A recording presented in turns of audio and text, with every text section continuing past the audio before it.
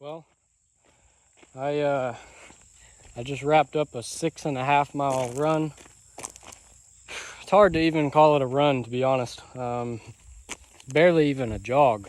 I'm talking, I think I averaged like a 12-minute pace. Actually like 12:07. You know, I've been seeing all over, social media, like every time I hop on Instagram or see some YouTube shorts over running. Everybody always says, run slower to run faster.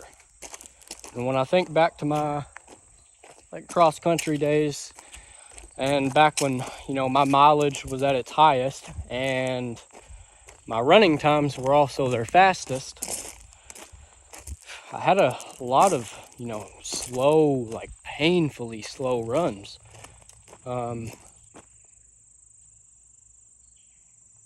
Used to, I used to hit a 10-mile run every Friday or Saturday. And as I set out today, I remember every time on those runs, running as slow as I possibly could. I'd be sitting here just barely going, and the second I felt myself speed up, I'd be like, nope, slow back down. And, I had some speed workouts. Maybe that's what made me faster during that time, but I also had, the most amount of purposefully slow miles that I've ever had.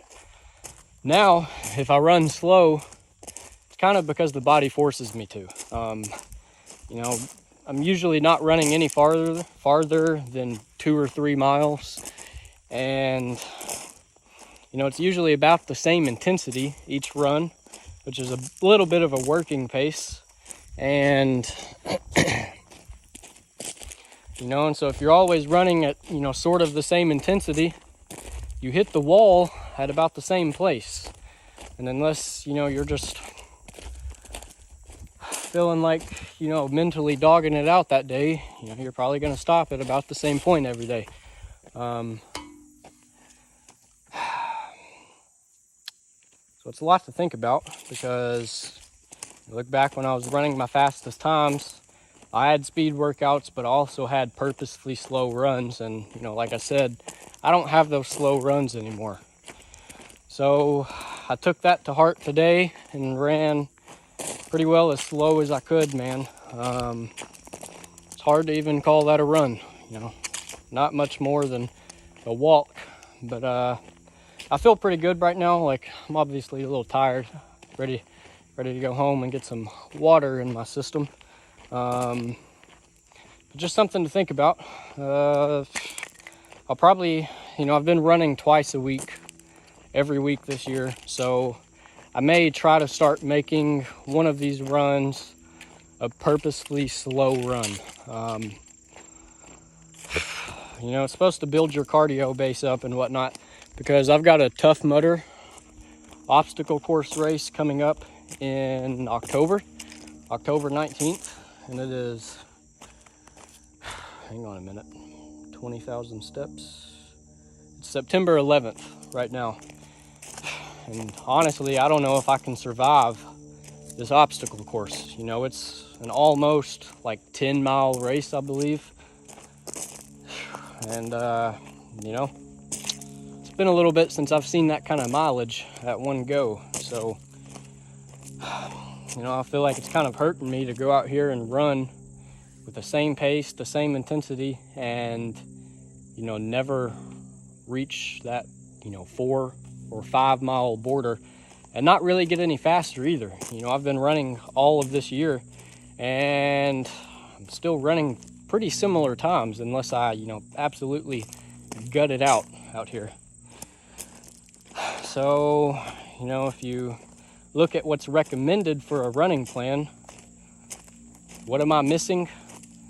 The slow, easy, long runs. So that's what I took away from today. It's pretty peaceful. Flies weren't really an issue today. Just good, easy run. Got to relax a little bit. So now I got to go home and take a shower and head out to church tonight. So I'll catch you guys tomorrow. All right, so it's about 8:30, and I just got home from church.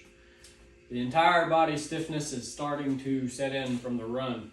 My hamstrings are really sore from the workout I hit yesterday, I believe. I did a few sets of deadlifts, but a fair amount of good mornings. And the good mornings, man, they wreck my hamstrings. So my hamstrings have been sore all day today, progressively getting worse, and then I hit that run, and now just the entire body is starting to feel it.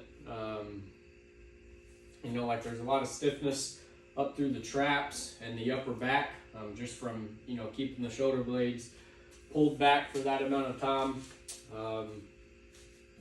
It's 8:30. I'm trying to get into bed as soon as possible, so there's really no warm up for this tonight.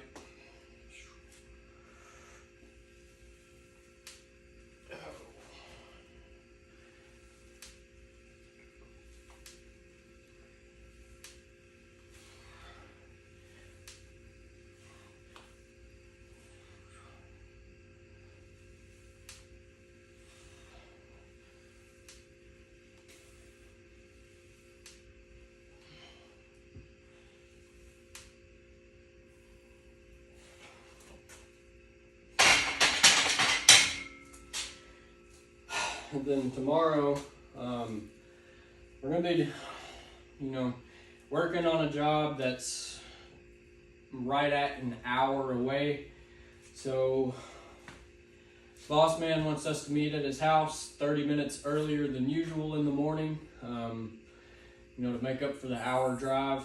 I'm sure that, he'll probably want us to work later tomorrow, and then we typically work 7:30 to 4. We get to his house at, 7:25, 7:30, and then load up in the trucks and leave about, 7:35, 7:40. And then, we get off at 4 o'clock, drive back up to his place, and then we all get back in our personal rigs and head home. So now, for this job that's an hour away, wants to meet at his house at 7, leave about 7, and then even if we work until 4 at this job, I won't get back to my truck until probably 5:10. Won't get home till, I don't know, 5:25, pushing 5:30. And this place we're working at, or that we'll be working at, is really nasty. It's a big hog barn system, so nasty, stinky. So the next 2 days of work are gonna be fun, buddy, real fun. Stinky, a lot of dust in there and stuff. Usually flares my allergies up, and I just got over a bad case of sinus issues, so that's gonna be fun. But we still got another run to hit this week, and I'm ready for that. Just enjoying training again. I'm trying to, sort of change my philosophy into looking at everything as more of an opportunity. It's easy to kind of let yourself fall into different ways of thinking. I used to journal about philosophy a good bit. And just about how to be a better person, how to approach things in life better. Sit down and look at my actions and my thoughts throughout the day, and ask myself how I could improve on those. I don't journal as much anymore, simply just due to time. I don't have the time to sit down for an hour and a half to write. And so whenever I do get the chance to sit down and journal, I noticed that there's a significant change in my thought process in before I journal, and then the 2 to 3 days after I journal. I can sit down and journal, and then for the next 2 or 3 days, my entire thought process is, different than what it was before, because I'm focused more on gratitude and, just actively trying to improve myself. And so I've noticed, over the past couple of weeks and stuff, just finding it a little easier to get irritated with things, you know, feeling a little complacent, if you will, and, you know, just sort of looking at things as happening to me. And that's, you know, that's really, you know, not what it is. You know, life and things, you know, things in life happen.